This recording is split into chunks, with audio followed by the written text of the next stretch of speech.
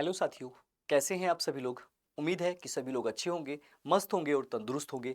अपनी और अपनी पढ़ाई का ध्यान आप लोग बहुत अच्छे से रख रहे होंगे। मैं मिथुन आपका एक बार फिर से स्वागत करता हूं, जिसका साथियों आपके अपने प्लेटफॉर्म पर, जिसका नाम है एग्जामपुर। साथियों, हम हैं कलम से क्रांति तक।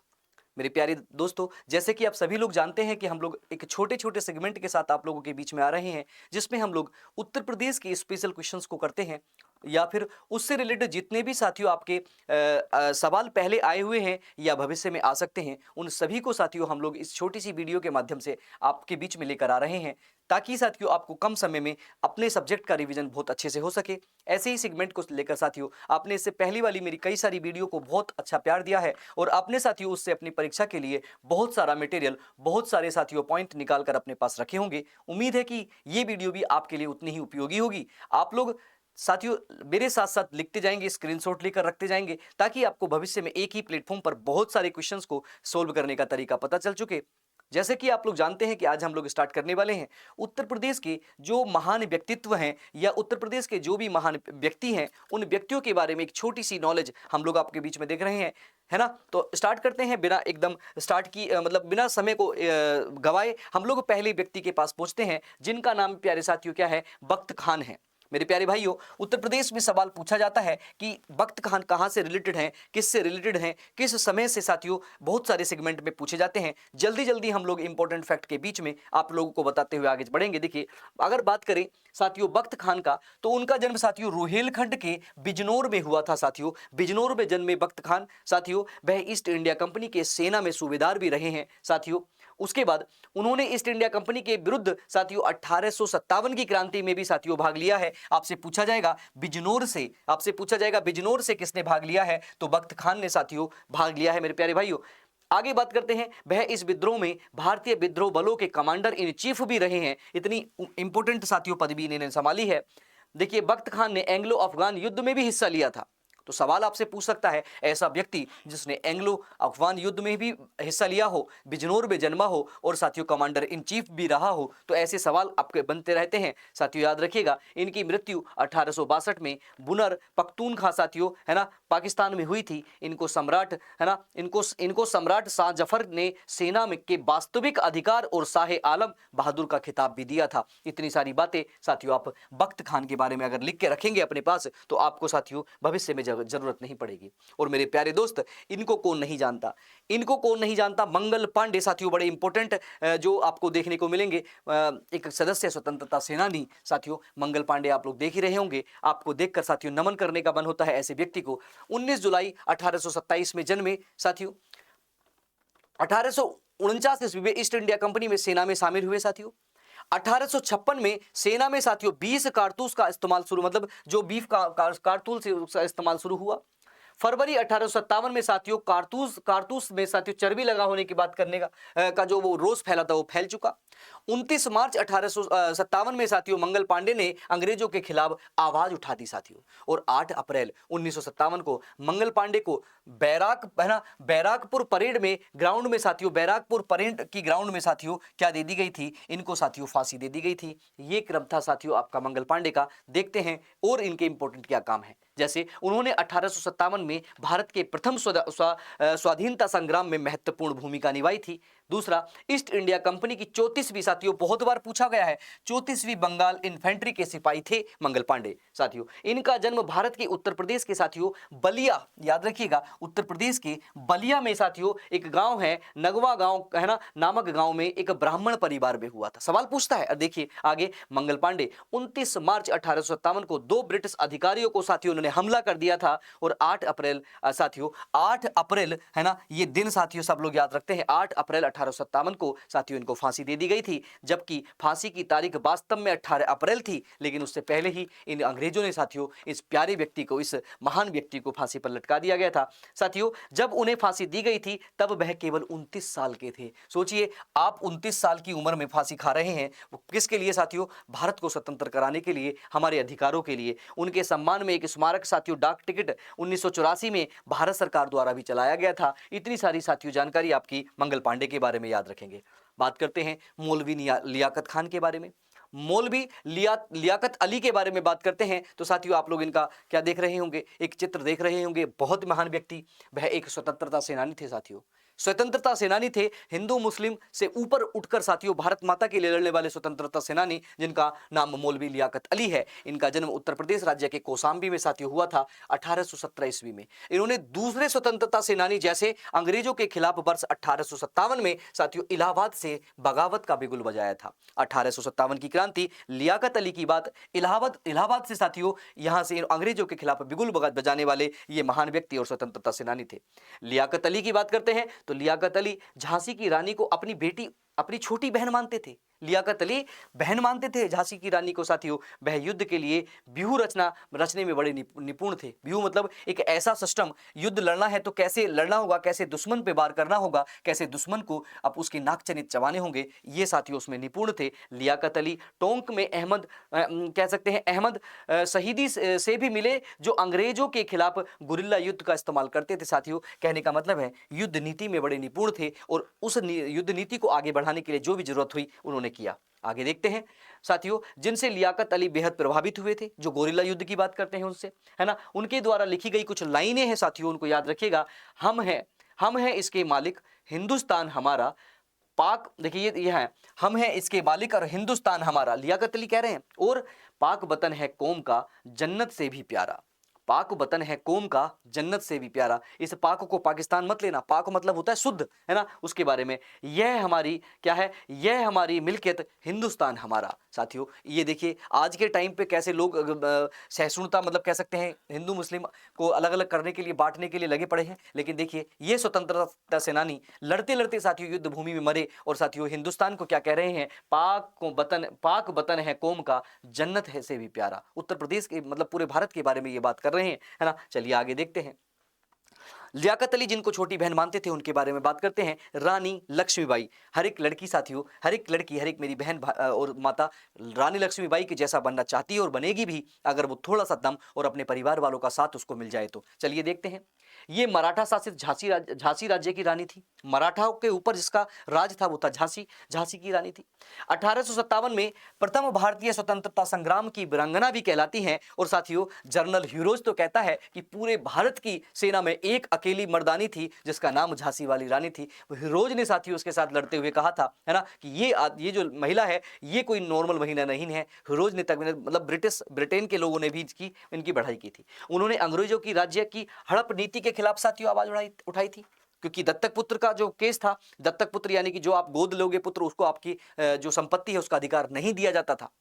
ये अंग्रेजों की नीति थी, हड़प नीति के नाम पे ही जानी जाती थी। सिर्फ 23 वर्ष की आयु में अंग्रेज साम्राज्य की सेना से जिद्दोजहद और रणभूमि में मौत हो गई थी। सोचिए साथियों 23 साल की उम्र होती कितनी है। झांसी की रानी साथियों, ये तलवार और खप्पर लेकर आप लोगों ने घोड़े पर इनके पीछे एक बच्चा लगते हुए लड़ते हुए बहुत चित्र देखे होंगे। तो ये उत्तर प्रदेश के ही मामले में रिलेटेड है।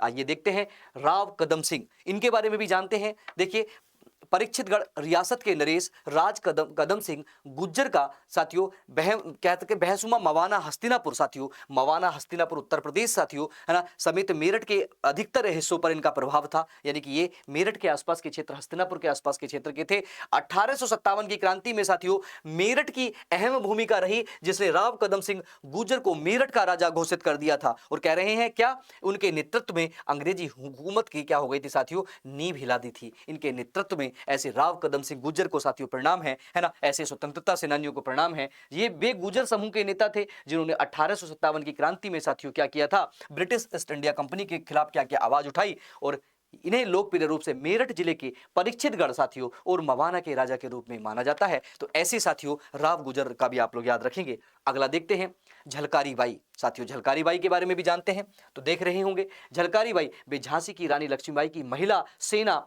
साथियों दुर्गा दल की सेनापति थी। लक्ष्मीबाई के साथ लड़ने वाली ये झलकारी बेगम साथियों आप लोग जानते होंगे, इनका नाम इतिहास के पन्नों में दबा दिया जाता है। ऐसे बहुत सारे साथियों इतिहास के पन्नों में चीजें दबी हुई हैं, लेकिन हम लोग आपको रूबरू कराएंगे उत्तर प्रदेश के परिप्रेक्ष्य से। साथियों ये बहुत साहसी थी, निडर थी साथियों, वीरांगना थी साथियों। झलकारी बाई ने देश की खातिर अपना साथियों अपना सब कुछ कुर्बान कर दिया था। और बुंदेलखंड की लोक कथाओं में झलकारी बाई को साथियों वीरता के नाम पर गीत भी देखने को मिलते हैं। साथियों ये झलकारी बेगम है ना, जो आपको देखने को मिलेगा, झांसी की रानी की क्या थी, दुर्गा दल की सेनापति थी। और ये देखिए इनको देख रहे हैं है ना। और साथियों कुछ जगह बुंदेलखंड के क्षेत्र में तो लोक कथाओं में झलकारी बाई के गीत गाए जाते हैं। और साथियों इन गीतों को सुनकर लोगों के खूनों में कैसे खून उबाल नहीं आएगा। देखते हैं आचार्य नरेंद्र देव की बात करते हैं। आचार्य नरेंद्र देव मेरे प्यारे साथियों वे भारत के प्रमुख स्वतंत्रता संग्राम के सेनानी थे, पत्रकार, साहित्यकार और शिक्षाविद थे। एक आदमी कितनी सारी चीजें कर रहा, देखिए वे कांग्रेस समाजवादी दल के प्रमुख सिद्धांतकार थे। इनका जन्म सीतापुर में हुआ था। साथियों ये सवाल आप लोगों के लिए इंपॉर्टेंट हो जाते हैं। उत्तर प्रदेश के सीतापुर, आचार्य नरेंद्र देव। इनका पूरा नाम अश्वनी लाल था, जिसे बदलकर बाद में नरेंद्र देव कर दिया गया था। पूछा जा सकता है ना। आगे देखते हैं आचार्य नरेंद्र देव 17 मई 1934 को साथियों कांग्रेस सोशलिस्ट पार्टी के अध्यक्ष भी चुने गए थे। इंपॉर्टेंट हो जाता है। काशी विद्यापीठ से उनका जुड़ाव 1921 से रहा था। ऐसे आचार्य नरेंद्र देव के बारे में साथियों आपको पढ़ाना बड़ा मेरा गर्व की बात है। देखिए देश को स्वतंत्र कराने का जुगनू उन्हें स्वतंत्रता आंदोलन में खींच लाया था। और भारत की आर्थिक दशा और गरीबी की दुर्दशा को साथियों उन्होंने समाजवादी बना लिया था, समाजवादी के रूप में। स्वाधीनता भारत में आचार्य नरेंद्र देव लखनऊ विश्वविद्यालय और काशी विश्वविद्यालय के उपकुल अधिपति भी रहे हैं। साथियों सवाल आपसे घुमा फिरा के भी पूछ सकता है, ऐसा व्यक्ति जो लखनऊ विश्वविद्यालय, काशी हिंदू विश्वविद्यालय का कुल अधिपति भी रहा हो, उत्तर प्रदेश के किस जिले में जन्मा है, इस व्यक्ति का नाम क्या है? ऐसे बहुत सारे सवाल आपसे पूछे जा सकते हैं। अगला पॉइंट देखते हैं, अशफाक उल्लाह खां। कौन नहीं जानता इस अशफाक उल्लाह खां को साथियों? वे भारतीय स्वतंत्रता संग्राम के एक प्रमुख क्रांतिकारी थे, जिन्होंने हिंदुस्तान रिपब्लिक एसोसिएशन के तत्वाधान में साथियों काकोरी कांड में अहम भूमिका निभाई थी। अशफाक उल्लाह खां काकोरी कांड साथियों हिंदुस्तान रिपब्लिकन एसोसिएशन का जो था, मतलब HRA जो था साथियों, HRA यानी कि हिंदुस्तान रिपब्लिक एसोसिएशन के साथियों तत्वाधान में काकोरी ट्रेन को साथियों लूटा था। इनका जन्म उत्तर प्रदेश के शहीदगढ़ में स्थित शाहजहांपुर के रेलवे स्टेशन के पास हुआ था। शाहजहांपुर जिले में ये साथियों अशफाक उल्लाह जन्मे हैं। और इनके रेलवे स्टेशन के पास क्या था? कदन खैल यानी कि जलाल नगर मोहल्ले में हुआ था। इतना अंदर का साथियों आपको बता के कोशिश कर रहा हूं। 19 दिसंबर 1927 को अशफाक उल्लाह खां को फैजाबाद जेल में फांसी दे दी गई थी साथियों, फांसी दे दी गई थी। यो आप लोग को देखना होगा, ये डेट एक बार आप लोग चेक करेंगे, डेट में मुझे लगता है थोड़ी सी गड़बड़ है अशफाक उल्लाह खां के बारे में, ठीक है ना। आगे ये डेट में थोड़ा सा गड़बड़ है, इस डेट को हम लोग बाद में बताएंगे, है ना। आगे देखते हैं, चंद्रशेखर आजाद की बात करते हैं, है ना। चंद्रशेखर आजाद की बात करते हैं साथियों, तो चंद्रशेखर आजाद, जज बया नाम है तुम्हारा, जज बया नाम है तुम्हारा, चंद्रशेखर मेरा आजाद है, चंद्रशेखर मेरा आजाद है। दूसरा सवाल देखिए, ये आपको बताना है जज और चंद्रशेखर के बीच में क्या हुआ था। एक बात वार्तालाप हुई थी, उस वार्तालाप को साथियों मैं आपके बीच में साझा करना चाहता हूं। वो वार्तालाप क्या थी? जज कहता है क्या नाम है तुम्हारा, जो चंद्रशेखर कहते हैं मेरा नाम आजाद है। तो जज कहता है तुम्हारे पिता का नाम क्या है? तो चंद्रशेखर कहते हैं मेरे पिता का नाम स्वाधीनता है, मेरे पिता का नाम स्वाधीनता है। तो तीसरा सवाल, तुम्हारी माता का नाम क्या है? तुम्हारी माता का नाम क्या है? जज पूछता है। तो चंद्रशेखर आजाद कहता है भारत, भारत मेरी माँ है और, है ना, जेल खाना मेरा घर, भारत मेरी माँ है और जेल खाना मेरा घर। ऐसे शब्द साथियों जज ने सुने थे ना, जब जज और चंद्रशेखर आजाद की वार्तालाप हुई, तो ये थोड़ी सी चीजें लिखाई गई थी। चंद्रशेखर आजाद का जन्म 23 जुलाई 1906 को साथियों, है ना, चंद्रशेखर आजाद का जन्म 23 जुलाई 1906 को साथियों कहां पर हुआ था? है ना, उत्तर प्रदेश, मध्य प्रदेश में हुआ था, मध्य प्रदेश में। 1921 में महात्मा गांधी के असहयोग आंदोलन से जुड़ने के बाद इनकी गिरफ्तारी हुई थी, है ना। उसके बाद वे भारतीय स्वतंत्रता संग्राम के एक प्रमुख क्रांतिकारी बने थे। उन्होंने भारत की सभी क्रांतिकारी पार्टियों को मिलकर हिंदुस्तान सोशलिस्ट रिपब्लिक एसोसिएशन यानी कि HSRA का साथियों गठन किया। भगत सिंह के साथ लाहौर में लाला लाजपत राय की मौत का बदला सैंडर्स की हत्या करके लिया था। ये भी चंद्रशेखर आजाद के ही कारनामे हैं। 27 फरवरी 1931 को वह अंग्रेज के साथ लड़ते हुए इलाहाबाद में साथियों क्या हो गए थे? इलाहाबाद में शहीद हो गए थे अपनी ही गोली से, आप लोग सब जानते हैं। राम प्रसाद बिस्मिल की बात करते हैं मेरे प्यारे भाई, वे भारतीय स्वतंत्रता आंदोलन की क्रांतिकारी धारा के प्रमुख नेता थे। राम प्रसाद बिस्मिल, बिस्मिल्लाह जी का जन्म कब हुआ था?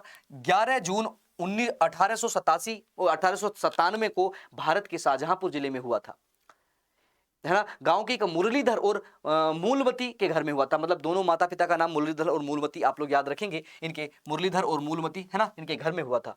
बिस्मिल आर्य समाज दयानंद सरस्वती द्वारा 1875 में स्थापित में शामिल हो गए थे। और आर्य समाज मतलब आर्य समाज में शामिल हुए, ये मुस्लिम है आर्य समाज में शामिल हो रहे हैं। सोचिए, आर्य समाज, वेदों की ओर लौटो, जो सरस्वती दयानंद स्वामी ने 1875 में स्थापित किया था। और एक प्रतिभाशाली लेखक और कवि बने साथियों बिस्मिल जी।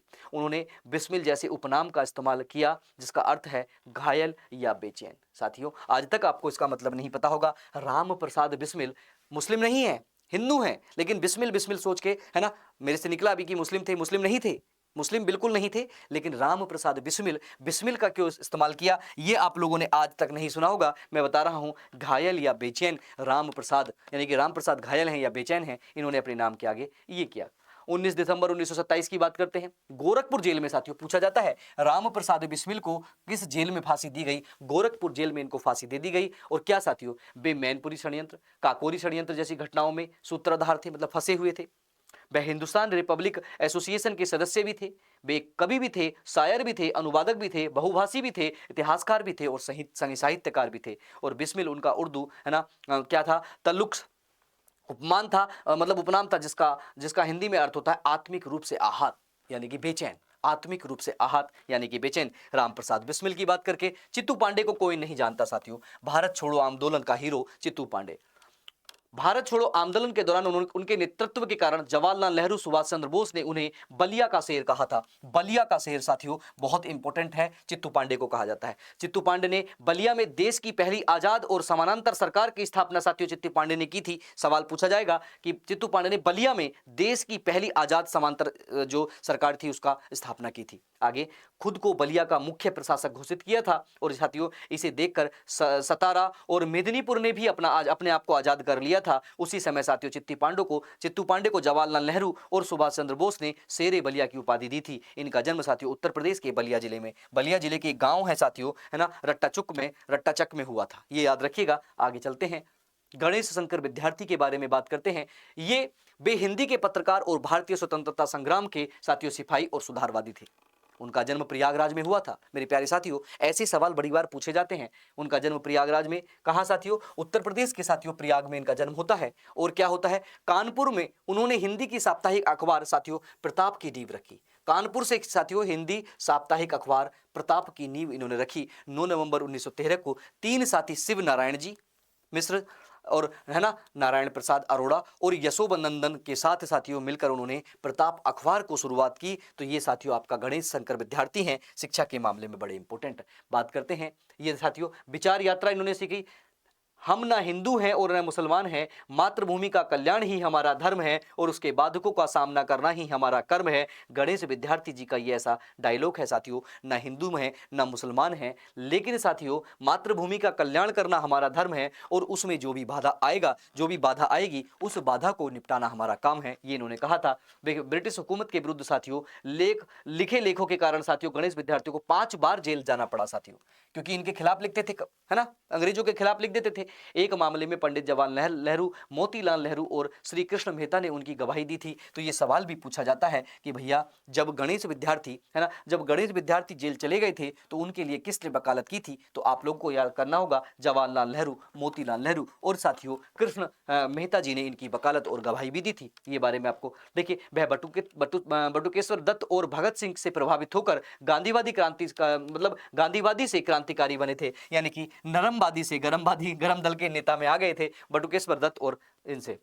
गोविंद वल्लभ पंत साथियों उत्तर प्रदेश के पहले सीएम गोविंद वल्लभ पंत, याद रखिए, यूपी के पहले सीएम रह चुके हैं। अंग्रेजी हुकूमत के खिलाफ लड़ते हुए कई बार जेल गए हैं। 1957 में भारत के सर्वोच्च नागरिक सम्मान भारत रत्न से भी सम्मानित किए गए हैं। तो आपसे पूछा जाएगा साथियों भारत रत्न कब मिला है, तो आप लोग बताएंगे कब मिला है साथियों इनको।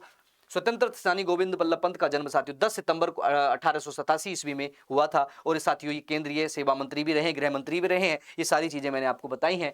वे प्रसिद्ध स्वतंत्रता सेनानी और वरिष्ठ भारतीय राजनेता थे गोविंद वल्लभ पंत।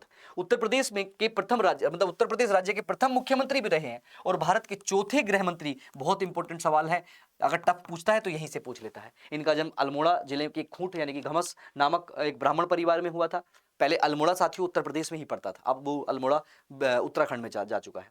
भारतीय संविधान में हिंदी को राजभाषा का दर्जा दिलाने और जमींदारी प्रथा को खत्म करने के लिए महत्वपूर्ण क्या था इनका साथियों योगदान था। तो ऐसे ही गोविंद वल्लभ पंत के बारे में भी आपको बताया। आगे देखते हैं, इनके गृह मंत्री रहते ही भारत रत्न सम्मान देने की शुरुआत की गई थी। मतलब जब ये गृह मंत्री थे तभी से भारत रत्न दिया जाता है। 9 अगस्त 1925 को काकोरी कांड के अभियुक्तों को मुकदमा की पैरवी की थी, मुकदमा लड़ने भी पहुंच गए थे, पैरवी की थी वहां पे। इस दौरान उन्होंने साइमन कमीशन बहिष्कार और नमक सत्याग्रह में भी भाग लिया था, ये भी इंपॉर्टेंट है। और इसी वजह से इनको साथियों मई 1930 में देहरादून की जेल जाना पड़ा था साथियों, देहरादून की जेल में डाला गया और 1957 में उन्हें भारत रत्न से सम्मानित किया गया। मेरे प्यारे साथियों, ये आपके गोविंद वल्लभ पंत थे। आगे बात करते हैं हसरत मोहानी की। तो हसरत मोहानी साथियों लिखते हैं, आपको आता रहा मेरे सताने का ख्याल, आपको आता रहा मेरे सताने का ख्याल, है ना। सुलह से अच्छी रही मुझको लड़ाई आपकी, सुलह से अच्छी रही मुझको लड़ाई आपकी। आपको सताना था, आपको आता रहा मेरे सताने का ख्याल, मतलब क्या कैसे कह रहे हैं, सुलह से अच्छी रही मुझे तो आपकी लड़ाई। मतलब बहुत अच्छी सी बात इन्होंने लिखी है ना, आप लोग पढ़ेंगे। वे साहित्यकार, शायर और ये सब चीज़ थे साथियों। इनका जन्म उत्तर प्रदेश के कस्बा मोहान जिले के उन्नाव में हुआ था। हजरत मोहानी उन्नाव जिले में। देखिए, इन्होंने ही इंकलाब जिंदाबाद का नारा दिया था, इन्होंने पहली बार कांग्रेस में अहमदाबाद अधिवेशन में भारत के लिए संपूर्ण स्वतंत्रता की मांग उठाई थी। इतना इंपॉर्टेंट साथियों। 1903 में अलीगढ़ से एक जो पत्रिका है, क्या है, उर्दू ए मुअल्ला निकला, जो अंग्रेजी सरकार की नीतियों के खिलाफ था साथियों। और 1904 में वे भारतीय राष्ट्रीय कांग्रेस में शामिल होते हैं और 1905 में बाल गंगाधर तिलक द्वारा चलाए गए साथियों स्वदेशी आंदोलन का हिस्सा भी बनते हैं। ये हैं साथियों आपके हसरत मोहानी। 1907 में उन्होंने अपनी पत्रिका में मिस्र के बरतानियों की पॉलिसी का नाम पर एक लेख लिखा। 1919 में खिलाफत आंदोलन को बढ़ चढ़कर हिस्सा लिया। 1921 में मेरे साथियों इंकलाब जिंदाबाद का नारा अपनी कलम से लिखा। और साथियों इस नारे को बाद में भगत सिंह, अशफाकुल्ला खां और राजेंद्र लाहिड़ी ने महसूर किया, है ना। तो महसूर करने का काम इनका, देने का काम इनका, आप लोग याद रखेंगे। उन्होंने कांग्रेस के अहमदाबाद अधिवेशन में भी हिस्सा लिया। बाल गंगाधर तिलक और भीमराव अंबेडकर के निकट सहयोगी थे। 46 में भारतीय संविधान सभा का गठन हुआ तो उन्हें उत्तर प्रदेश से संविधान सभा का सदस्य चुना गया। इंपॉर्टेंट है साथियों। और साथियों 2014 में भारत सरकार द्वारा सम्मान में इनके डाक टिकट भी साथियों लगाए गए, है ना। तो ये आपके थे कौन से साथियों, ये आपके थे हसरत मोहानी। आगे देखते हैं राम मनोहर लोहिया। वे भारत के स्वतंत्रता संग्राम के सेनानी, प्रखर चिंतक और समाजवादी राजनेता थे। उनका जन्म साथियों कब, 23 मार्च कब हुआ था, 1910 को अकबरपुर साथियों फैजाबाद में, याद रखिएगा, अकबरपुर फैजाबाद में हुआ था। ये सारी साथियों इनकी इंपॉर्टेंट चीजें हैं। देखिए, बात करते हैं 9 अगस्त 1942 को जब गांधी जी और अन्य को गिरफ्तार कर लिया गया था, तब लोहिया ने भूमिगत रहकर भारत छोड़ो आंदोलन को चलाया था। और साथियों लोहिया, अच्युत पटवर्धन, सादिक अली, पुरुषोत्तम दास, टीकाराम दास, मोहनलाल सक्सेना, रामानंद मिश्रा, ये सारे साथियों क्या थे इनके, इन सब लोगों के साथ ये काम किया था। लोहिया की नीति निर्धारण का विचार करने पर कार्यभार करते हैं, ये बहुत इंपॉर्टेंट है ना। तो ये सारी चीजें साथियों आप लोग इनके बारे में जानेंगे। एक और इंपॉर्टेंट व्यक्ति है जिसके बारे में हम लोग जान सकते हैं, उसका नाम साथियों क्या है, वो है स्वामी सहजानंद सरस्वती। साथियों भारत के राष्ट्रवादी नेता हैं। गाजीपुर किसान के उत्तर प्रदेश के गाजीपुर में जन्म हुआ, ये इंपॉर्टेंट है, आप लोग देखेंगे। बाकी ये आदि शंकराचार्य से, ये जो 10 नामी सन्यासी अखाड़े से के सन्यासी थे। भारत में किसान आंदोलन के जनक, ये इंपॉर्टेंट है इनका भैया, भारत में किसान आंदोलन के जनक सहजानंद स्वामी, किसानों के भगवान कहलाते हैं, है ना। तो साथियों ये ऐसी ही वीडियो के साथ मैं आपके लिए बीच में आता रहूंगा, बहुत अच्छी वीडियो को लेकर, है ना। तो आज के लिए साथियों यहीं पर रखते हैं, ठीक है। अगर आपको अच्छा लगा हो वीडियो तो एक बार जरूर लाइक करिएगा।